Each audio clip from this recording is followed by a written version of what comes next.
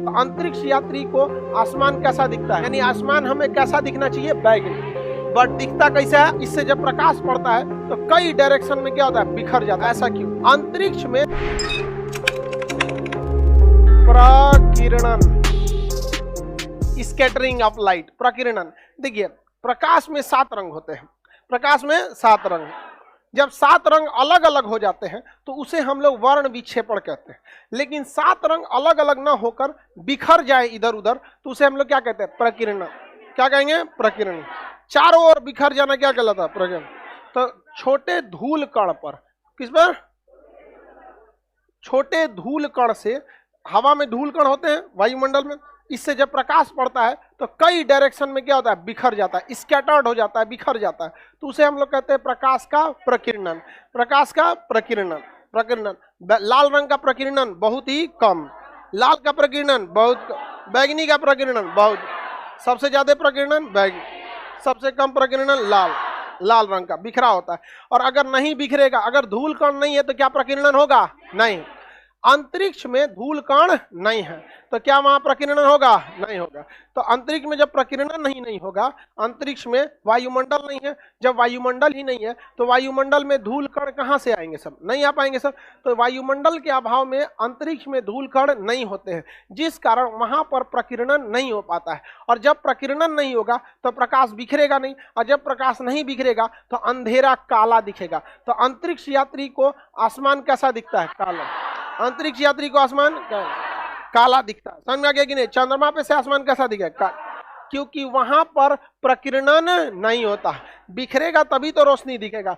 और हम लोग की पृथ्वी के चारों ओर वायुमंडल है, और वायुमंडल में पूरा धूल कण भरा हुआ है। जब सूर्य की रोशनी आती है तो उसका कुछ भाग धूल कण से टकरा कर पूरे आसमान में बिखर जाता है। और जब भी बिखरेगा तो बैगनी सबसे ज्यादा बिखरेगा, उसके बाद आसमानी,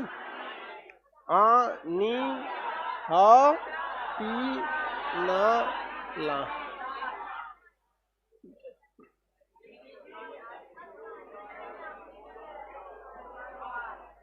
जामुनी नहीं कलर होता, आसमानी होता है। जामुनी कोई स्टैंडर्ड नाम नहीं है, समझ आ गया कि ना। अब देहात में अलग अलग नंबर, कोई कलर बोले, कहीं फिरोजी कलर, अजब समझ, चंपई हाँ भद्दा कलर। आगे बढ़े, ये कौन है बेवकूफ कहेगा, सौरभ कुमार। पटना आके पढ़ना चाहते हैं, वहीं पढ़ना तुम, यहाँ पर, यहाँ हवा लगेगा महरा जाओगे हम।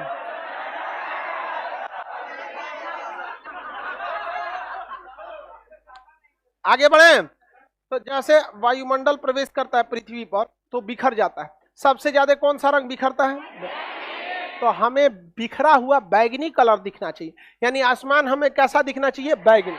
बट दिखता कैसा है, आसमानी, नीला दिखता है। कैसा दिखता है, आसमानी। ऐसा क्यों, देखिए हमारी जो आंखें हैं वो ना ज्यादा इस डायरेक्शन को पसंद करती है ना इसे पसंद, इसलिए हरा रंग डॉक्टर रखता है, बीच वाला। कौन वाला, बीच वाला। मतलब जिसको इधर, जिसको हाई इंटेंसिटी, जिसको हाई वेवलेंथ पसंद होगा वो इधर, जिसे लो वेवलेंथ होगा वो इधर, इसलिए एवरेज ये बीच में रखता है। समझ में आ गया कि नहीं आएगा, किस में रखता है, बीच में रखता है। हमारी आंखों की जो सुग्राहिता होती है, आंखों को जो इंटेंसिटी पसंद है वो बैगनी से ज्यादा आसमानी है, बैगनी से ज्यादा आसमानी। इसलिए बिखराव बैगनी होने के बावजूद हमारी आंखें ज्यादा सेंसिटिव होती है, किससे, आसमान। तो हम लोग बैगनी बिखरा होने के बावजूद हम किसे ज्यादा देखते हैं, आसमान।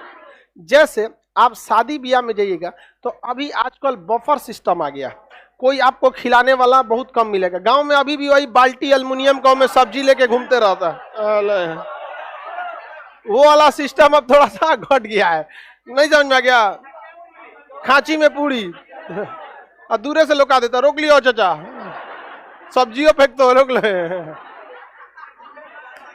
तो सुनो ध्यान से, बफर, देहात में बफर सिस्टम ज्यादा सक्सेस नहीं हो पाएगा, जो उसका फेवरेट आइटम होगा उसको तूर देगा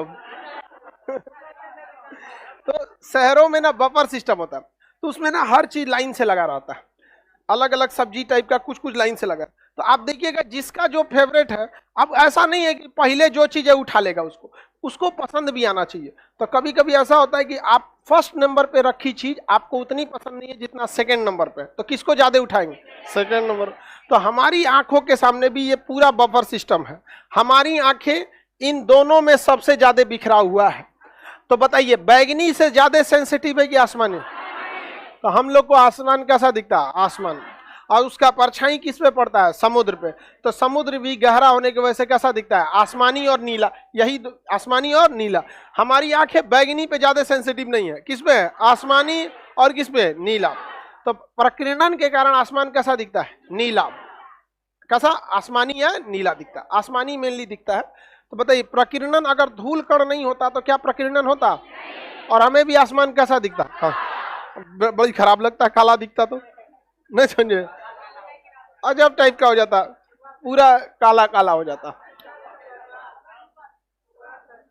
किसी को कोई दिक्कत नहीं ना?